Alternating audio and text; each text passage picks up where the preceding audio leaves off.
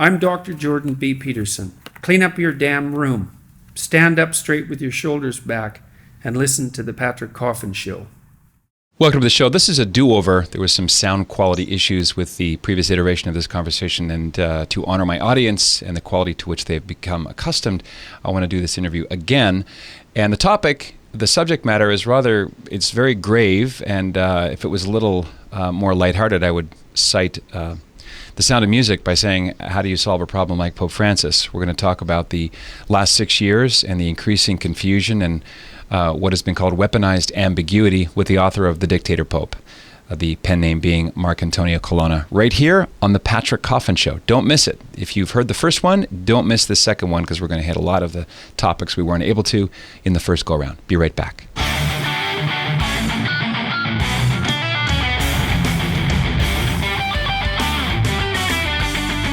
Marcantonio Colonna is the pen name of Dr. Henry Sire, a Barcelona-born author and historian. He studied at Stonyhurst College and earned an honors degree in modern history at Exeter College in Oxford. His latest book is the fruit of a 4-year residence in Rome, and it's titled The Dictator Pope, the inside story of the Francis papacy. He joins us now from Barcelona. Hello, Henry. Thanks for joining us again. It's a pleasure to be with you again. One thing I didn't ask at the top in our first go-around was a little bit about you and your background. Are you a trained historian? Tell us a little bit about your backstory and what you do. I studied history at Oxford, and I've written a number of books, all of them on Catholic subjects. Mm-hmm. My speciality is the Order of Malta. I was the appointed historian of the Order of Malta. What's that? What is your account, your history of them? What's the book title? Well, I first wrote a general history of the order, simply called the Knights of Malta. Mm-hmm. And then, the Grand Master asked me a few years ago to write a book on the last 200 years, mm-hmm. and that's called The Knights of Malta: A Modern Resurrection. I see. And you had a leadership position with the Knights of Malta. What was your title? No, I was simply a historian. You were a historian. You weren't a member. Okay. Yes. No, I'm a Knight of Malta. Yes. But I wasn't a member of the Order's government. I see. Okay. And how did you become interested in the Knights of Malta? I have always been interested in the military orders, the Spanish military orders. Just a minute, I need to... Mm-hmm. Right. The Spanish military orders, the Teutonic Order. Well, I was really looking for a subject that would enable me to produce a nice illustrated book, because the Order of Malta built churches and castles all over Europe, mm-hmm. Accumulated treasures of all sorts. So I intended to do this, and in fact I found myself having to rewrite the history of the last 500 years, not the early history, which had been mm-hmm. Very well done, but the more recent history. I know I'm talking to a historian when he says the more recent history of 200 years. the grand narrative here. Okay, very good. It goes back 900 years. Why did you choose to write under the pseudonym Marcantonio Colonna, one of the admirals of the Battle of Lepanto? Why that? Why him? For the Dictator Pope. Yes. The reason why I wanted to use a pseudonym was, first of all, to protect myself, and more importantly, to protect those who had been connected with me in writing the book, who, some of them are still in Rome, mm-hmm. and I didn't want them to suffer retaliation. Also, I didn't want to link the book to the Order of Malta as such. I see. Protect you from what? From retaliation by the Vatican. We've seen this problem with Archbishop Viganò in the last few weeks. He's now in hiding, and he's in fear of his life. You believe he's in fear of his life? Who would... I understand. When whistleblowers blow that whistle, they know there's going to be some pushback and possibly retribution. What do you believe His Excellency, in practical terms, would be have grounds for fearing for his life? Who would come after him? Well, I know he's in fear of his life. He's told his closest friends this.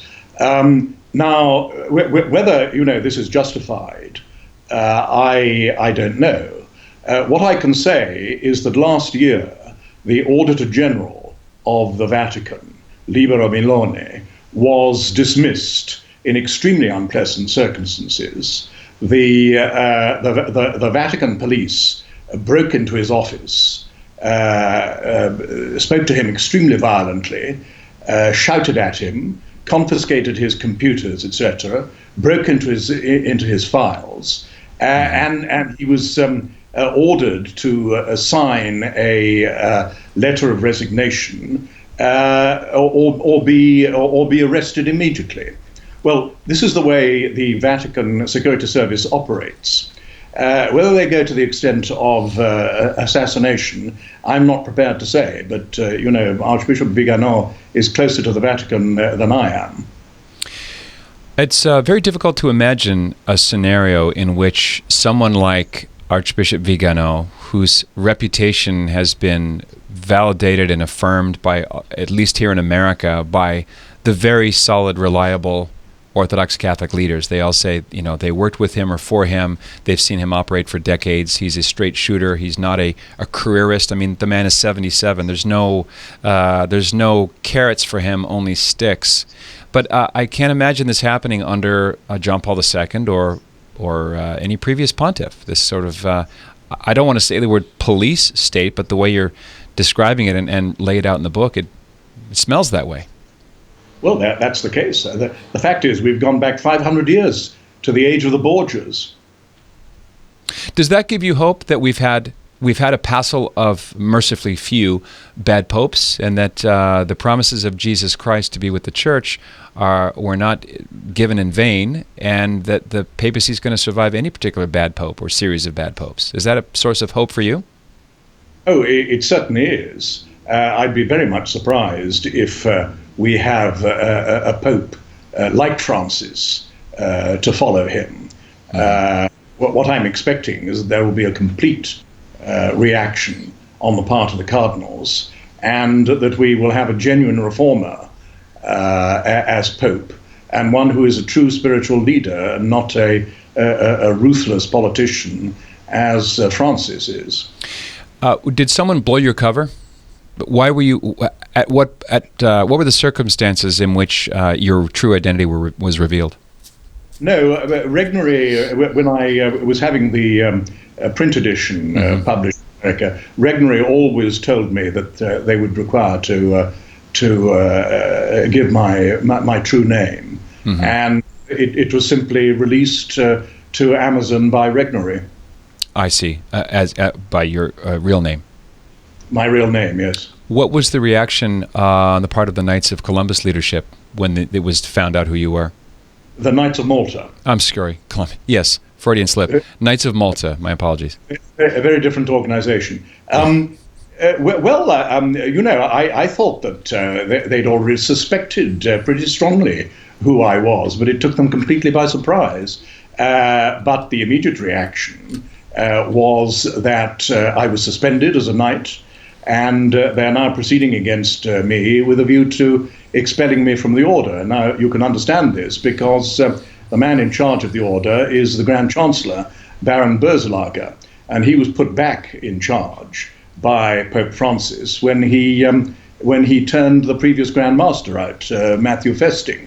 Now, of course, Baron Berzelager's position depends entirely on the Vatican, and especially on the present regime of Pope Francis. So obviously he had to respond like that.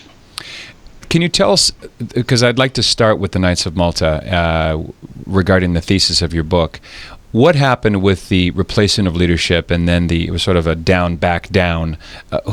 Just give us, if you could, the compressed version of the leadership loss and reinstallation, because a lot of Catholics, it seems like a labyrinthine story with lots of names that are not like Smith and Brown. Yes. Well, in December 2016, the Grand Master decided to dismiss the Grand Chancellor, Baron Berzelager, because he had been in charge when the order had been distributing condoms in various parts of the world as its charitable work. Now, Berzelager resisted his dismissal, and what the Grand Master didn't realize at the time was that there was a large Swiss fund, part of whose money was supposed to go to the order, and Berzelager was handling this. And he was handling this in close collaboration with Vatican figures. And they realized that if he went, this whole negotiation over the Swiss fund would collapse. So this made it urgent for the Vatican to step in and demand that he be reinstated. Now, as I say, Grandmaster Pesting didn't realize this particular detail. If he had, he would realize that it was madness to try and resist Cardinal Parolin, the Secretary of State, who was the man pushing this. So he resisted, and the result was that Pope Francis summoned Fra Matthew Festing to the Vatican and told him to resign. And Berzelager was reinstated, and he's now in charge of the order. Is that somewhat parallel to the way that Cardinal Müller, the former prefect of the Congregation for the Doctrine of the Faith, was summarily dismissed? They sound like similar MOs. Oh, with the Order of Malta, it was a much more violent thing, because after all, Cardinal Müller had come to the end of his 5-year term. That's true. He wasn't technically dismissed. He was simply told, with, I think, 1 day's notice, that his mandate wasn't going to be continued. It was a very inconsiderate way of doing it. But it wasn't like summoning Fra Matthew Festing to the Vatican and telling him that he must go, especially because the Master of the Order of Malta has a completely independent position. He has the rank of a sovereign prince. The Order of Malta is supposed to be a sovereign organization. It was a completely unjustified intervention and interference with the rights. I want to get slowly to the title of your book, and if we can back up to Argentina, to the decades after the Second World War and the rise and fall and then rise again of Juan Perón. Who was Juan Perón, and what is Peronism? Well, Perón is the man who really dominated Pope Francis's youth. He was a boy when Perón was dictator of Argentina.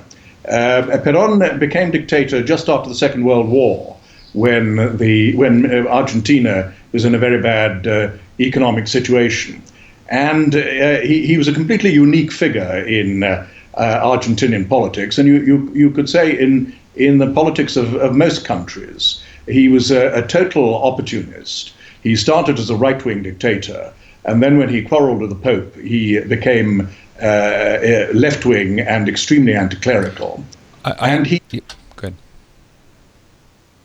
Yeah, I didn't mean to interrupt. You mentioned at the beginning he seemed to want to. I'm not sure if integralism is the right way to describe it, but he seemed very amenable to things like Catholic social teaching. He was a friend of the hierarchy and seen as a pro-Catholic, a young politician. Is that an accurate summary? Yes, because the ideology of the time regarded Argentina as a great Catholic nation, and he wanted to go along with this. Mm-hmm. Well, the trouble was that he then had disagreements with the church, and so he turned completely against it. So I think it's important for people to understand that Peronism is neither left nor right. It's not a conservative or a liberal strategy. It's more Machiavellian, to simply keep everybody guessing as to where you go or where you are and who you are, so that you can forward your agenda. Is that a good compressed version? Yes, exactly. There are very right-wing people within the Peronist movement in Argentina, and there are left-wing people. And in fact, when he was young, Bergoglio was associated more with the right wing of his party. Mm-hmm. He was associated with the group who managed to restore Perón to power in 1974. It was only after the year 2000 that he shifted more to the left and became known as a liberal leader. Mm-hmm. Now, liberation theology is more identified with Peru and Colombia and other South American countries. Did it have any intellectual roots or activist roots when the Holy Father was the Jesuit Father Jorge Bergoglio? Oh, very much so. Liberation theology was very strong among the Jesuits. And let me say that it caused enormous chaos. The Argentinian province of the Jesuits lost about half its members between the 60s and the 70s. And Bergoglio was then appointed provincial to try and sort out the mess.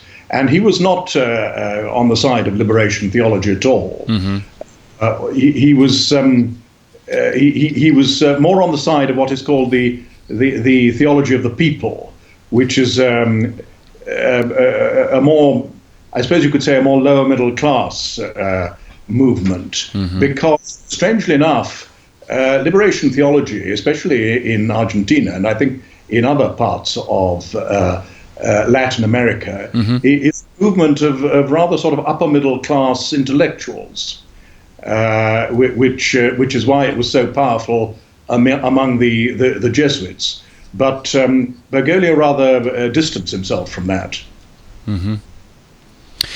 Hans-Peter Kolvenbach, the then a general of the Jesuits, according to your account in The Dictator Pope, wrote up a rather negative review of his personality, his disposition, his temperament, that the Jesuit superior found him to be an unsuitable candidate to be archbishop, even an auxiliary of Buenos Aires.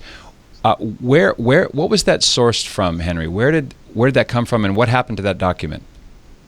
Well, when Cardinal Caracino of Buenos Aires wanted to make Bergoglio an auxiliary bishop in 1991, the general of the Jesuits wrote a report on Bergoglio's character.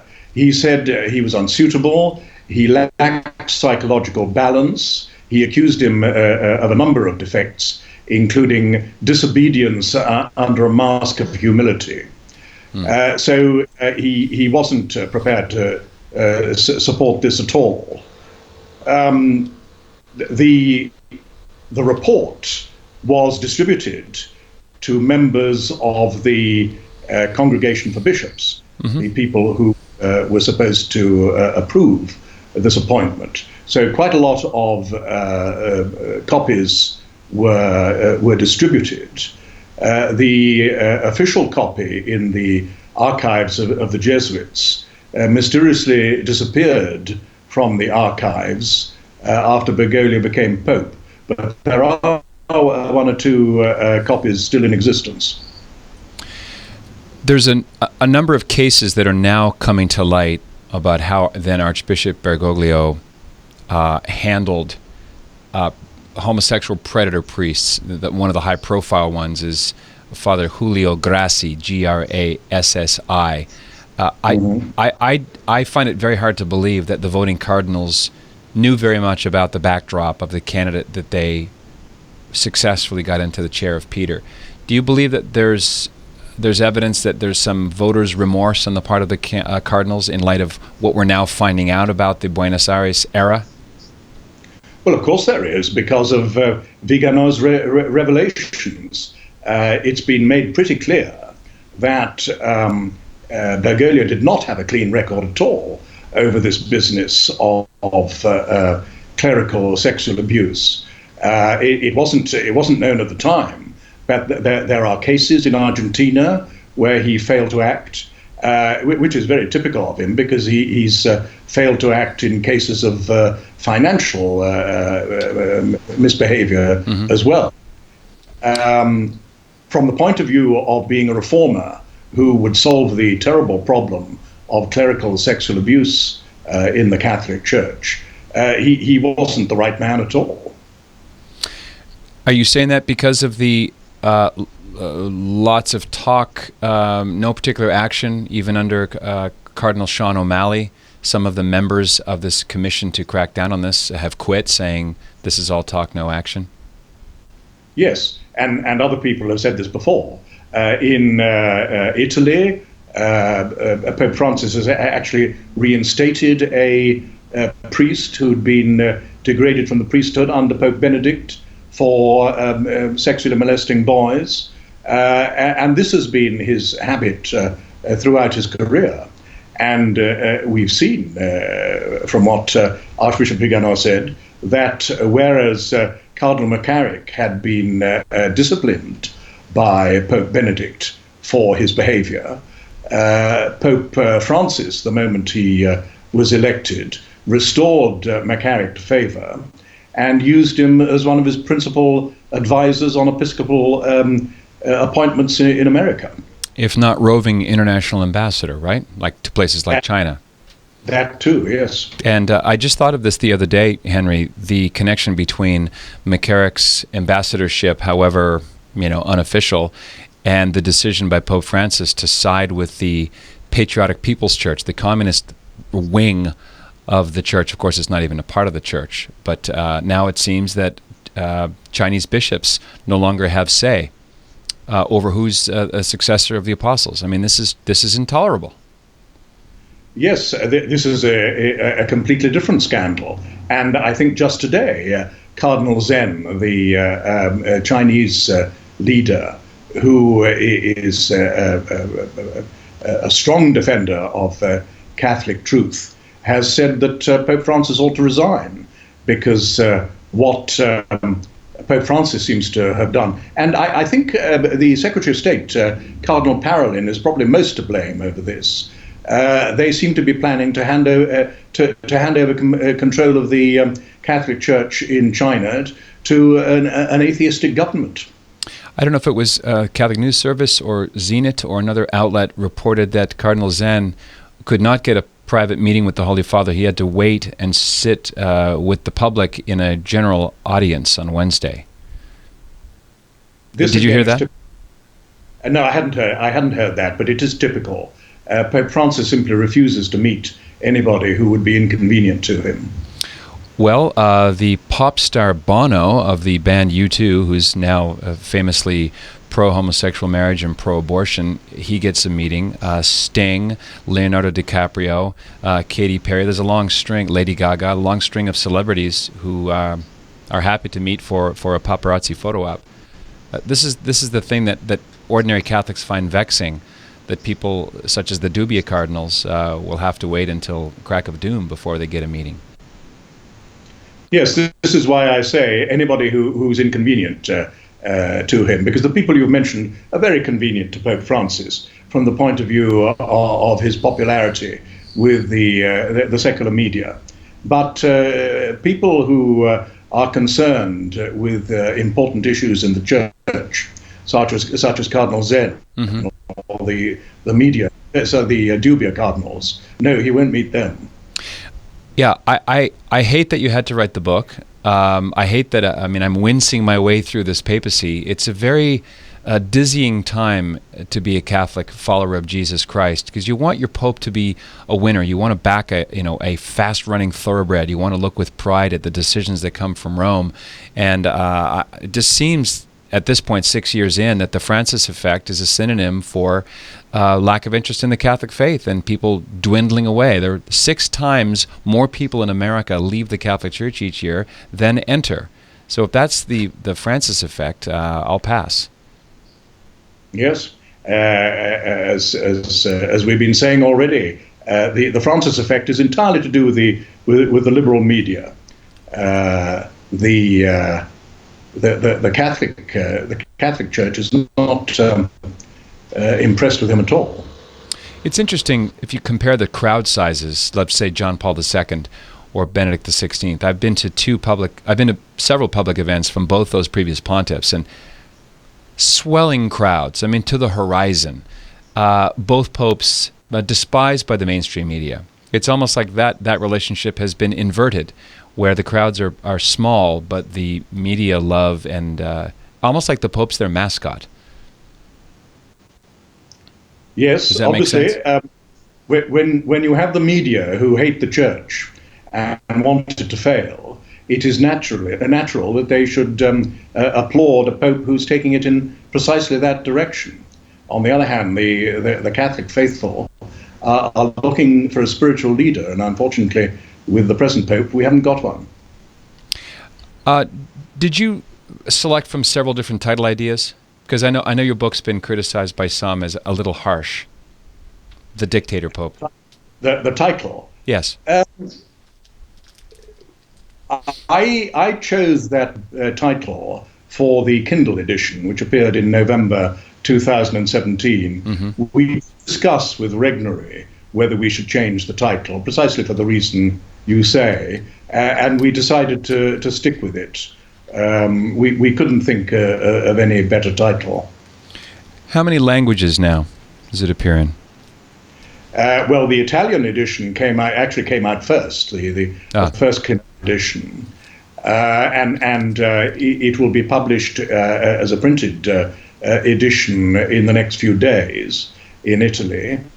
There's also a French edition, a German edition, the English one, the English language one, of course. There are Polish and Dutch editions. Mm-hmm. When they are going to appear exactly, I haven't yet been told. Touching upon the financial scandals that have plagued the Vatican, obviously that predates Pope Francis and even Pope Benedict. Do you believe that reformers that seem to be gaining traction have been scapegoated and quarantined, such as Cardinal Pell? Do you think he's been scapegoated and cast out because he's so effective? Yes, he was appointed to reform the Vatican finances. And he came up against strong vested interests in the Vatican. And he has had to return to Australia to face very old charges of sexual abuse. Now, some people have pointed out a rather suspicious coincidence between the resurgence of these charges and his efforts to make a difference in the Vatican. I can't give you chapter and verse for that. You would have to ask Cardinal Pell. Mm-hmm. But there are people who feel that some powerful cardinals in the Vatican have been using this case to try and neutralize him. On page 193, speaking of the financial side, you said if indeed money from Peter's Pence was diverted to fund Hillary Clinton's presidential campaign at Pope Francis's request, as has been repeatedly rumored from reliable sources, it could be the unraveling of an enormous scandal. That's certainly true. Were some of your sources in Rome reluctant, to say the least, to go on record because of this retributive fear? No, I wouldn't say that. I heard the story from two people working in the Vatican, and as far as I remember, they didn't say that the money came from Peter's Pence. I think this was published in somebody else's article, but they did tell me that the Catholic Church had contributed to Hillary Clinton's campaign. Now, clearly, they conceal the channels by which donations like that are made. So it's going to take quite a bit of investigation to prove that accusation that the money came from Peter's Pence. I know some of the leaders of the Papal Foundation have had enough. I notice a real sea change of attitude. You have Tom Monahan, the founder of Legatus, and a multimillionaire, saying he's going to put donations to the Papal Foundation, those monies in escrow until answers are kept. I detect a kind of a tectonic shift. People are starting to open their eyes. They're being red-pilled with greater frequency. There's your book. There's E. Michael Jones has a book called Pope Francis in Context. Philip Lawler's Lost Shepherd. There's another one, The Political Pope by George Neumeier, To Change the Church by Ross Douthat. These books would not have been imaginable 2 years after he'd been elected, and yet here they are. No, that's true. We're beginning to hear the real truth about Pope Francis. What you say about the Papal Foundation is true and very important. What happened was that Pope Francis personally contacted the Papal Foundation, asking for a sudden donation of $25 million to shore a hospital in Rome, which was in grave financial trouble because of illegalities, failure to pay taxes, other things like that. Now, the Papal Foundation exists to provide money for the Pope's donations to the Third World. It's supposed to help the poor, the very poor. And now they were suddenly being asked to provide $25 million to shore up a criminal Italian hospital. A known money pit. Exactly. No wonder people are rebelling. There's just so much to go on there, just right there. I wanted to ask you about the people that the Holy Father surrounds himself with. Now, this is a very short list, but they all have one thing in common. And I'll just sort of crank through them here. Now, this is probably 20% of the list I could compile. People that he has promoted or covered or installed or given a platform around the world.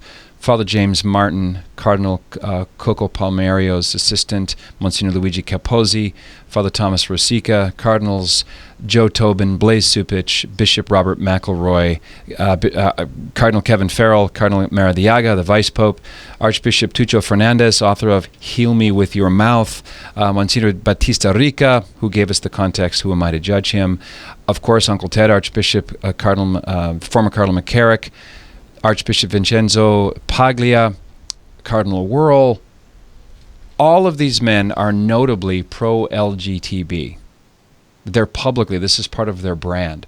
Why does the Pope surround himself with subordinates of this kind? He's been doing this all throughout his career, and it does seem that he deliberately surrounds himself with morally weak men because of the hold that it gives him over them. He was doing that in Argentina, and he's doing this as Pope. Now, perhaps one of the most scandalous people whom you mentioned is Maradiaga, the man who is supposed to be the right-hand man of the Pope. We've heard of the most appalling situation in his diocese of Tegucigalpa. His auxiliary bishop has resigned after being accused of repeatedly molesting seminarians. There is a truly evil regime being run in Tegucigalpa. And this is the man whom Pope Francis has made the second in command of the Church. One of the names was Archbishop Paglia. Now, there has been so many reconfigurements of the John Paul II Institute on Studies for Marriage and the Family. There's various cities. It's been rebranded, and I find it very hard to keep up with the nomenclature. But the shorthand version seems to be that an Orthodox, fully pro-life organization was instituted under St. John Paul II, and it was completely gutted from March 2013 onward. Is that a fair summary? I don't know whether March 2013 is the right date. I think that it happened more recently. I think Pope Francis took his time more over that. It's certainly true. The personnel of that has been completely changed, and people who have been brought in who A, are not even Catholics, and B, are not committed to Catholic teaching on the family, on abortion, things like that. So it's been completely destroyed from what John Paul II intended it to be. You could continue that list with support for Humanae Vitae. Yes. Why do you think the Holy Father does these multiple canonizations, simultaneous canonizations?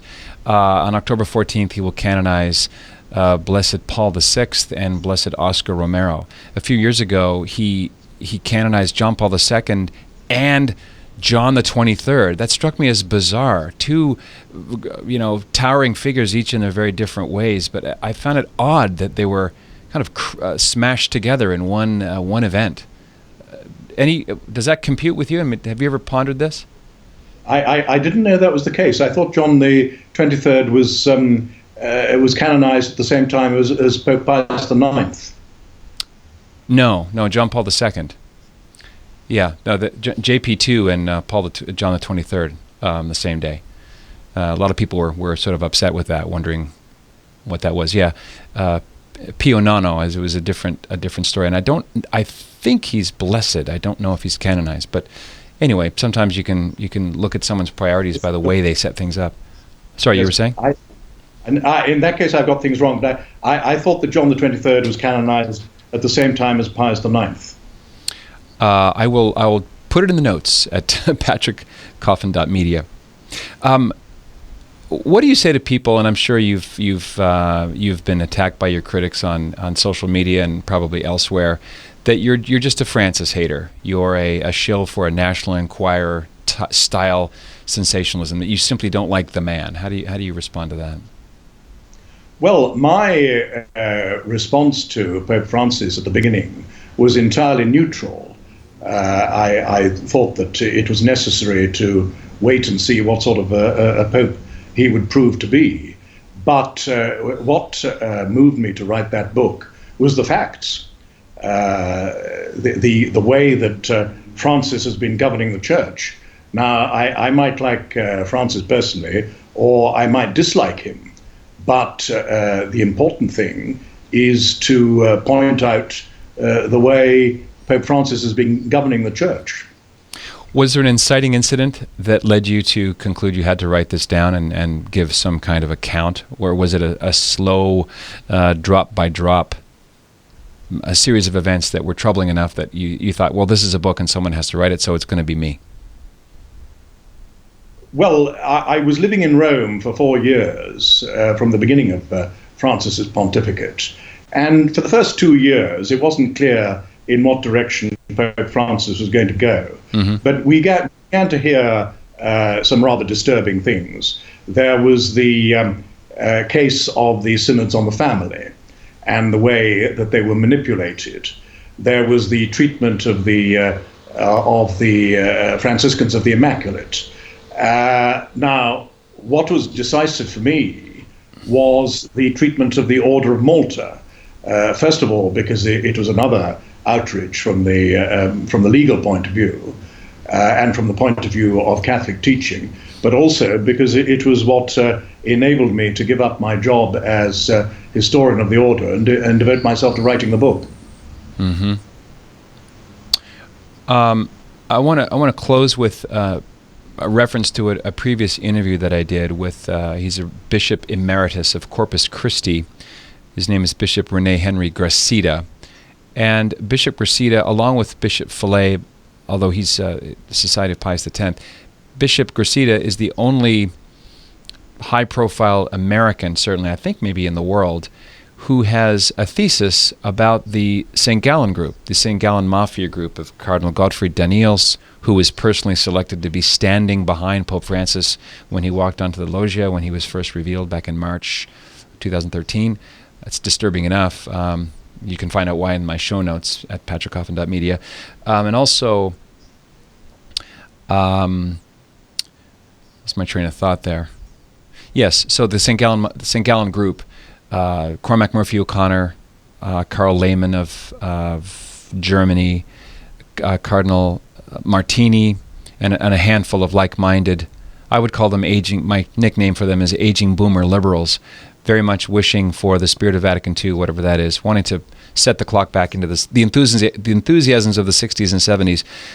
That activity is described in a biography of Daniels and Austin Ivory's biography, The Great Reformer, according to some people, including Bishop Gracida, constitute an illegality. This is canonically illegal according to the 1996 Apostolic Constitution, Universi Dominici Gregis by St. John Paul II, and the penalty is late sententiae, excommunication of the vote canvassers, and the word all is used in the document, any and all forms of canvassing. Excommunication of the canvassers and excommunication of the figure who accedes to all of this. What do you think of that thesis that perhaps the election itself is canonically invalid and therefore we're actually in a 6-year interregnum? This is a canonical problem which is pretty complicated. On the one hand, you have the question of whether the election as such was valid, but it's always been considered in the history of the Church that the valid Pope is the man whom the Church of Rome, that is to say the Diocese of Rome, recognizes as their bishop. There have been many figures in Catholic history who may have been invalidly elected or irregularly elected, but they are still regarded as valid popes. So I don't accept the reasoning that even though the election was irregular, Pope Francis is not the valid pope. If you went down that path, you would have to revise the history of the Catholic Church for centuries. So I do regard Pope Francis as the Pope, but it is certainly an important question whether his election was as pure and as above board as it's supposed to be. And if you read Cardinal de Nales's biography, to speak of no other book, I think it's pretty clear that it wasn't. Wasn't what? And it wasn't pure and above board. I see. Well, perhaps, I mean, if I was a full-blooded conspiracy theorist, I might conclude that explains why the Pope continually calls himself the Bishop of Rome. Very infrequently will he call himself, the sovereign pontiff, the vicar of Christ. It's always the Bishop of Rome, almost as if to validate the fact that he knows that if the faithful of Rome accept him as their bishop, then he is the valid Pope. But that would be going down another rabbit hole that we don't have time for. Go ahead. With any case like that, it can only be decided by the Church in retrospect. Pope Honorius was condemned after his death as a heretic, but it was years after his death. What you can't do is say the apparent Pope is not the true Pope, and we don't recognize him. Yeah. That's a recipe for schism. Yes, it is. Well, yeah. Where would that end? I mean, you could say, my husband's not my husband, so I'm going to live as though I'm single, or wife. Yeah, that's a bad road to go down. It's highly unlikely that Pope Francis is going to resign over any of this, although he has alluded, to my count, twice publicly of possibly abdicating. How can the average Catholic maintain a sense of hope that the Holy Spirit is going to work things out, and that the grinding of history is often slow to a fine powder? How do you maintain peace and a prayer life and not obsess over the issues that have arisen in Rome? Well, I'm afraid the problems of the Church date back far longer than Pope Francis. My personal response has been to say I believe in the Catholic faith as it has existed over the centuries, and I'm not distracted by the distortions that are made by bishops or even popes at the time. You have to hold fast to traditional truth and to traditional spirituality. That's very important. Well, for the average Catholic, maybe that's the beginning of the answer, to dig deep and learn the deposit of faith, so you can discern what is true from what is false. Yes. Well, Henry, thank you so much for sitting down again. I appreciate your time. The book is called The Dictator Pope. You can find out links at patrickcoffin.media. Thanks for your good work, and Godspeed to you. Right. This is the Patrick Coffin Show. Be a saint. What else is there? Hey, this is Patrick Coffin. If you like what you see and hear, and you want to see and hear more, consider joining Coffin Nation as a full member. Just click right here and find out more about what that means. Nipsey, my fedora. That's Coffin Nation, the world's largest online community of culture builders. Click right here. See you on the inside.